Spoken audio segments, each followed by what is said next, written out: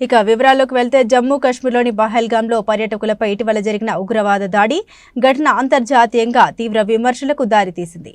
ఈ దాడి నేపథ్యంలో అమెరికా రక్షణ విభాగం పెంటగాన్ మాజీ అధికారి Michael Rubin Pakistan army chief general Asim మునీర్పై సంచలన వ్యాఖ్యలు చేశారు. అల్ ఖైదా మాజీ చీఫ్ కరుడుగట్టిన ఉగ్రవాది ఒసామా బిన్ లాడెన్ కు జనరల్ మునీర్కు మధ్య పెద్దగా తేడా లేదని ఆయన తీవ్ర స్థాయిలో విమర్శించారు. ఒసామా బిన్ లాడెన్ గతంలో ఒక కలుగులో దాక్కుని కార్యకలాపాలు సాగిస్తే ప్రస్తుత పాక్ ఆర్మీ చీఫ్ అజీం మునీర్ ఓ విలాసవంతమైన ప్యాలెస్ లో నివసిస్తున్నారు.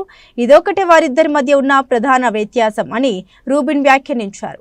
పహల్గాం దాడిని తీవ్రంగా ఖండించిన రూబిన్ ఈ తరహా ఘటన గతంలోనూ జరిగాయని గుర్తు చేశారు.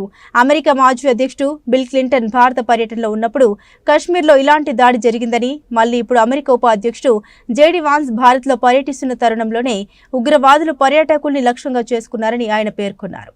పహల్గాం దాడితో తమకు ఎలాంటి సంబంధం లేదని, ఇది స్థానికంగా జరిగిన ఘటనేనని పాకిస్తాన్ చేస్తున్న వాదన రూబిన్ తోసిపుచ్చారు.